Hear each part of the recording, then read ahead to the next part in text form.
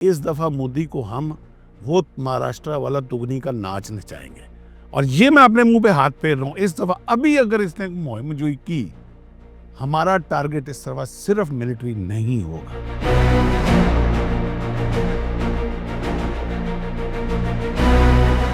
दुनिया का हर बड़ा वेपन इंडस्ट्री वाला ब्रांड पाकिस्तान आर्मी को अपना वेपन देना चाहता है, और हम चाहते हैं कि इसको अभी भी होश के नाखून आ जाए। हम लड़ना नहीं चाहते। हम उस आका सल्लल्लाहु अलैहि वसल्लम की उम्मत हैं जो रहमतुल आलमीन थे, रहमतुल मुस्लिमीन नहीं थे। अक्टूबर नवंबर कोई एक्शन कर सकते हैं। मोदी साहब एक न सिर्फ इनकी बैकग्राउंड एक चाय वाला है, चाय से पहले ये जो रीछ और बंदर का नाच नचाने वाले डुगडुगी होता है, तो ये उसके साथ चलता होता था और डुगडुगी बजाता होता था। ये हर 4-5 साल के बाद एक नई डुगडुगी बजाता है, डुगडुगी बजा के एक जंग का सिनेरियो क्रिएट करता है, मुसलमानों के साथ एक एक्सट्रीमिस्ट लाइन को हाईलाइट करता है, और उसके बाद इलेक्शन कराता है, इलेक्शन जीतता है, और उसके बाद फिर अपनी करप्शन शुरू कर देता है।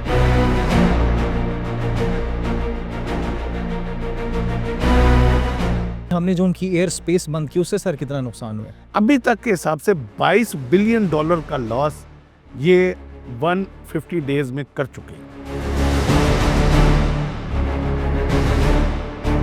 हम कभी किसी पे ऊपर पहली गोली नहीं चलाएंगे। अटैक फर्स्ट पे यकीन नहीं रखते। पहली गोली हमारी तरफ से किसी भी फॉर्म में नहीं चलेगी, मगर हम आपको दूसरी गोली चलाने के काबिल नहीं छोड़ेंगे।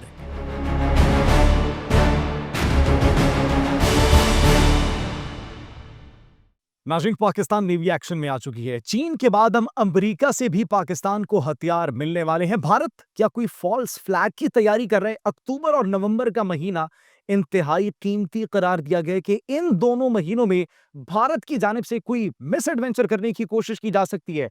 वो क्यों करेगा और किस वक्त करेगा, इस पर भी हम बात करेंगे। और साथ ही साथ नाज़रीन, भारत के जो अज़ाइम है वो नापाक इसलिए हैं क्योंकि 15 से 16 अक्टूबर को उन्होंने अपनी एयर स्पेस बंद करने का ऐलान किया है। वो एक मिसाइल टेस्ट करने वाले हैं जो कि ये तासुर दे रहे कि भारत इंतहा पसंदी से बाज नहीं आया, जंगी जहनीत से वो बाज नहीं आने वाले। इन तमाम तर जो मामलात है, इस पर बात करने के लिए हमारे साथ मौजूद हैं दिफाई तज्जियाकार मेजर रिटायर्ड मिज़र अमान साहब। अस्सलाम वालेकुम सर, कैसे हैं आप सर? अल्हम्दुलिल्लाह। बड़ी सर इंपॉर्टेंट हैपनिंग्स हो रही है और पाकिस्तान उभरता चला जा रहा है।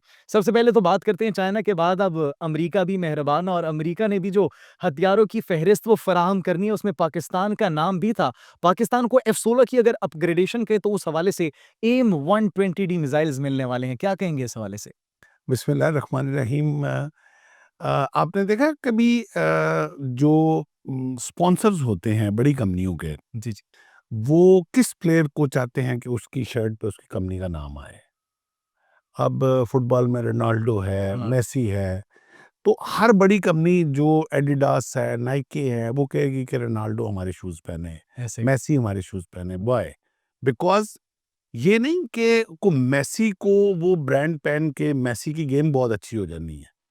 मेसी अगर वो प्रोडक्ट यूज़ करेगा, तो उससे उस प्रोडक्ट का ब्रांड बहुत बड़ा हो जाएगा। एग्ज़ैक्टली।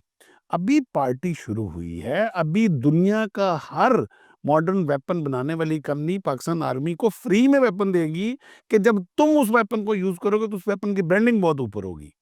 बिकॉज़ मॉडर्न हिस्ट्री में जो जंग ऑपरेशन बैनुल मखसूस में पाकिस्तान आर्मी ने लड़ी, और जिस हिकमत अमली से अपने से 10 गुना बड़े दुश्मन को चारों शाने चित मारा, ये मुहावरा सुना था लोगों ने, लेकिन प्रैक्टिकली आपने उस वक्त देखा जब चारों शाने चित हमने मारा इसको। अब दुनिया का हर बड़ा वेपन इंडस्ट्री वाला ब्रांड पाकिस्तान आर्मी को अपना वेपन देना चाहता है। यही अमेरिका था जिसने हमारे F-16 में पैसे लेके 2004 में और 2008 में इन्होंने कह दिया था, जो जहाज बन के तैयार होके खड़े थे हैंगर्स में, तो इन्होंने कह दिया था कि ये जहाज हम नहीं देंगे प्रेसिडेंट अमेंडमेंट की तरह, इसकी जगह गंदम लेनी है तो ले लो। पेमेंट आज तक वापस नहीं की इन्होंने। आज वो अमेरिका खुद, वो प्रेसिडेंट साहब ने जो लिस्ट अप्रूव की है उसकी वेपन्स देने की, मिसाइल देने की, उसमें पाकिस्तान का नाम है। वाह! 2030 में वो मिसाइल सिस्टम पाकिस्तान को डिलीवर होगा। वैसे मेजर साहब, इससे तो हमें ये लगता है कि भारत मुस्तकबिल की जंगें सोटों से लड़ेगा।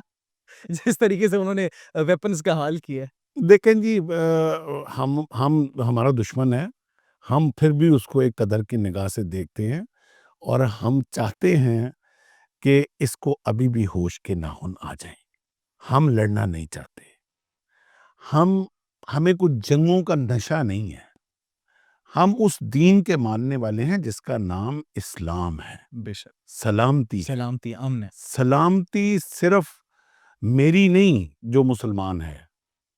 हम उस आका सल्लल्लाहु अलैहि वसल्लम की उम्मत हैं अल्लाहु अलैह। जो रहमतुल आलमीन थे, बिल्कुल। रहमतुल लिल मुस्लिमीन नहीं थे। वो आलम के लिए रहमत थे। तो हम उस दीन के फॉलोअर, हम लड़ना नहीं चाहते, हम जंग नहीं चाहते।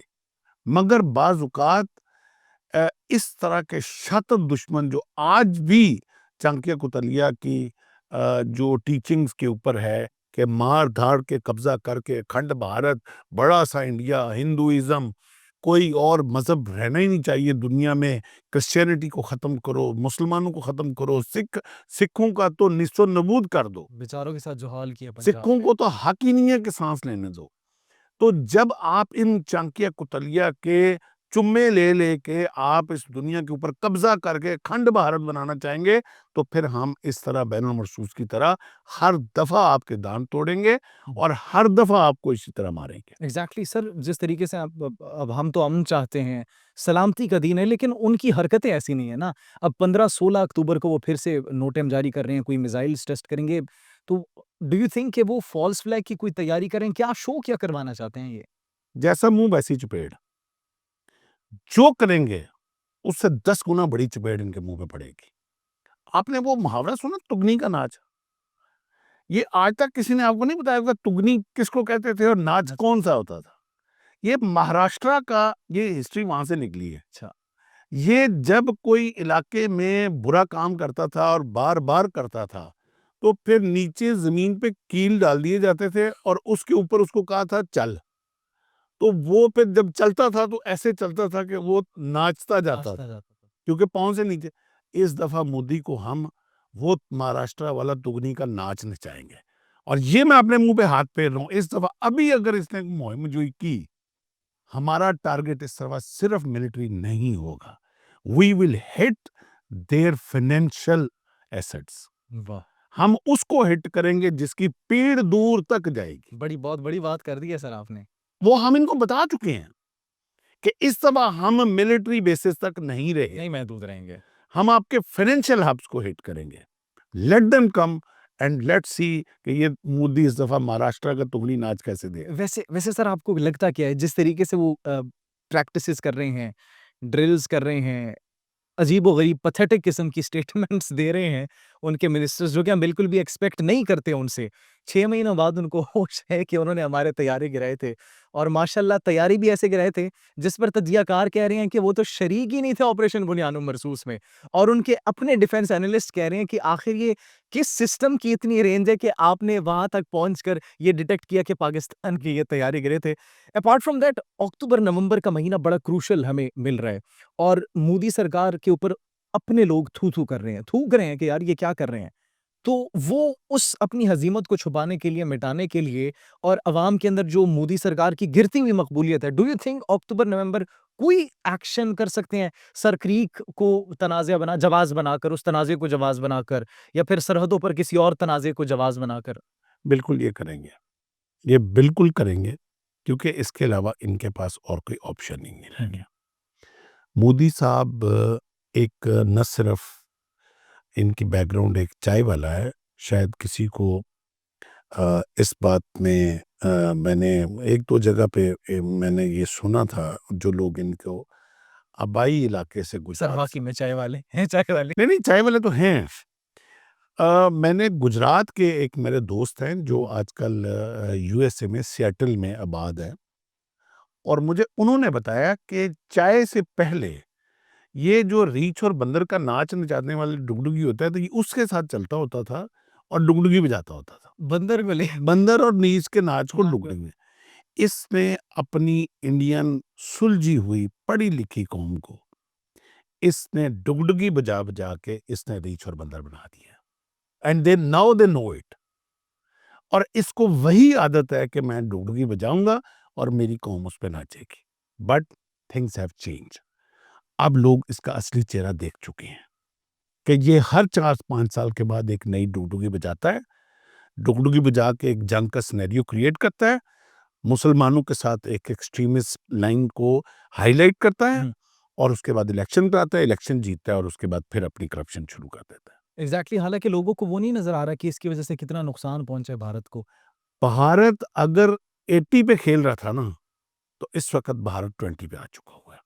बिल्कुल। हर लिहाज से ये डिप्लोमेटिकली आइसोलेट हो चुका हुआ है। खाली हमने जो उनकी एयर स्पेस बंद की उससे सर कितना नुकसान हुआ है। इस वक्त अगर एयर स्पेस का आप हिसाब लगाएं, हम्म, पाकिस्तान ने जो इनकी बंद की है, जी। आल्दो कि हमें भी थोड़ा सा मामूली सा उसमें लॉस हो रहा है, क्योंकि उसकी अगर पाकिस्तान की डेप्थ आप काउंट करें ना, हम्म, तो ये किसी जगह पे 850 है, किसी जगह पे 1200 है, तो एवरेज आप लगा लें तो अबाउट 1050 पाकिस्तान की डेप्थ है, जो ईस्ट से वेस्ट जो इनकी फ्लाइंग क्रॉस करती थी। हम्म, तो जो एवरेज टनेज के हिसाब से अगर 350 टन का एक जहाज लगाएं, तो वो $1.5 पर किलोमीटर के हिसाब से ड्रॉप करता है जो गुजरता है ऊपर से। तो इस हिसाब से हमारा भी कुछ लॉस हुआ है। बट अब मैं आपको मजे की बात दूं, जो लॉस हमारा हो रहा है उसके 368 गुना लॉस इनकी एविएशन इंडस्ट्री का हो रहा है। अभी तक के हिसाब से $22 बिलियन का लॉस ये 150 डेज में कर चुके हैं। मई से अभी तक 6 मई से लेके आज जिस दिन आप इंटरव्यू कर रहे हैं, $22 बिलियन का इनकी एविएशन इंडस्ट्री ये नोटैम अभी इन्होंने जो जारी किया है, हम्म, जो क्रीक के एरिया में इन्होंने मिसाइल, ये बेसिकली ये अब डेस्परेट हो गए हैं कि खुदा के लिए हमें माफ कर दो और हमारी एयर स्पेस खोल दो। बट ये मैं आपको वाज़ेह तौर पे बता दूं कि ऐसे ये एयर स्पेस नहीं खुलेगी। तुम लोग एशिया कप में जो तमाशा तुम लोगों ने लगाया है, जिस तरह तुम लोगों ने खेल को खिलवाड़ बनाया है, अगर तुम लोग इस तरह करके तुम लोग आप समझते हो कि आप हमारे साथ पीस की टेबल पर बैठ जाएंगे और आप हमसे एयर स्पेस खुलवा लेंगे, ऐसा पॉसिबल ही नहीं है। इंसान के बच्चे बन के आओ, अमन की बात करो, भाईचारे की बात करो, कश्मीर की एट्रोसिटीज खत्म करो, कश्मीर का स्पेशल स्टेटस बहाल करो, कश्मीर में यूएन के मुताबिक आप रेफरेंडम का अनाउंसमेंट करो, बिल्कुल। Then we will sit and we will talk to you on peace table. वरना इनको इन्हीं की जबान वरना जवाब दिया। ना इनसे इनसे 10 गुना ज्यादा बड़ी जुबान में जवाब दिया जाएगा। इंशाल्लाह, इंशाल्लाह। अच्छा, सर पाकिस्तान की भी प्रैक्टिसेस की बात करें तो पाकिस्तान भी दिफाई सलाहियतों को मजबूत कर रहा है और सर क्रीक का तनाज़ा जो भी भारत ये कहा जा रहा है कि इसको जवाज़ बनाकर कोई हरकत कर सकता है। हमारी नेवी भी एक्टिव है। 9-10 अक्टूबर को प्रैक्टिसेस होनी है, ड्रिल्स होनी है, तो how do you see that? हम भी एडवांसमेंट कर रहे हैं, हम भी अपने जो वेपन्स हैं उनको पॉलिश, तेल-शेल, टाकी-शाकी मार रहे हैं कि आओ बिस्मिल्लाह करो। मैं सबसे बड़ा हैरान ये हुआ जब उनके मिनिस्टर ने कोई न्यूक्लियर अटैक की बात की। मैं आपके चैनल के तवसत से एक बात बड़ा वाज़िया तौर पे बताता जाऊँ कि जो हमारी डिफेंस पॉलिसी है, जो हमारी मिलिट्री स्ट्रेटजी पॉलिसी है, जो हमारा नेशनल एक्शन प्लान पॉलिसी है, जो हमारा नेशनल सिक्योरिटी प्लान पॉलिसी है, उसके मुताबिक हम कभी किसी पे ऊपर पहली गोली नहीं चलाएंगे। अटैक फर्स्ट पे यकीन नहीं रखते। पहली गोली हमारी तरफ से किसी भी फॉर्म में नहीं चलेगी, मगर हम आपको दूसरी गोली चलाने के काबिल नहीं छोड़ेंगे। इंशाल्लाह। वो चाहे गोली किसी भी फॉर्म की हो। जिस लैंग्वेज में उनके मिनिस्टर ने बात की है, जो थ्रेट्स वो हमें देना चाह रहा है, हम तो 1400 साल से इस खौफ से बालातर हो चुके हुए हैं। वाह! हम जिस आका सल्लल्लाहु अलैहि वसल्लम की उम्मत से हैं, खौफ हमसे पनाह मांगता है। हमा तुम क्या डराओगे? हमारे लिए तो सबसे बड़ा हम तो मौत से इश्क करते हैं। कामयाबी शहादत है हमारी हम तो मौत से इश्क करते हैं, हम तो दिन काउंट करते हैं कि मौत है क्या। तो हम आपको, आप गोली पहली आप जरूर चलाने का शौक पूरा कर लें, चाहे वो असर क्रीक वाला कर लें आप, चाहे कोई कर लें, लेकिन हम आपको दूसरी गोली चलाने के काबिल छोड़ेंगे नहीं। इंशाल्लाह, इंशाल्लाह। हैविंग सेड दैट सर, बहुत शुक्रिया आपके बहुत ही वक़्त का ऑन और उम्मीद करते हैं कि भारत तक ये आवाज़ पहुँच जाएगी, तो भारत भी एक नहीं 100 मर्तबा पहले सोचे कि पाकिस्तान के साथ पंगा लेना उनको कितना महँगा पड़ सकता है। इसी के साथ नाज़रीन मुझे जवाद यूसुफ को दीजिए इजाज़त। सर आपका वंस अगेन बहुत शुक्रिया। नाज़रीन ख़्याल रखिए अपना, अगर कोई सवाल हो तो कमेंट सेक्शन में अपनी जो राय है या अपने क्वेश्चन है उससे हमें आगाह कीजिएगा, हम आपको जवाब भी देंगे और उस पर हम अपने अगले जो इंटरव्यू है उसमें ज़रूर बात करेंगे। फ़ी अमान अल्लाह।